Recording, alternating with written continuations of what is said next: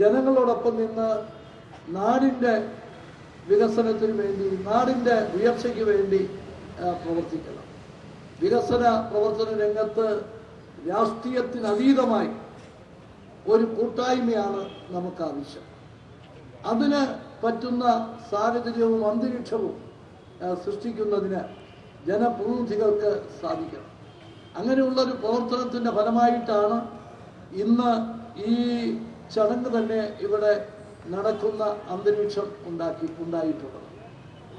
national highway അടക്കം ഉള്ള ഗതാഗത സൗകര്യങ്ങൾ, അതോടൊപ്പം തന്നെ മറ്റ് വിധത്തിലുള്ള അടിസ്ഥാന സൗകര്യങ്ങളുടെ വർധനവ്, ആ കാര്യങ്ങളിലെല്ലാം നിശ്ചയമായും മുനിസിപ്പാലിറ്റിയും MLAയും MP യും അതുപോലെ ശ്രീ തമ്പാനൂർ രവിയെ പോലുള്ള പൊതുപ്രവർത്തകരും നേതാക്കളും എല്ലാം ചേർന്നിട്ടുള്ള പ്രവർത്തനം വളരെ വേഗത്തിൽ ഈ നഗരത്തിൻ്റെ വളർച്ചയ്ക്ക്, ഈ സമീപ പ്രദേശങ്ങളുടെ വളർച്ചയ്ക്ക് ആക്കം കൂട്ടട്ടെ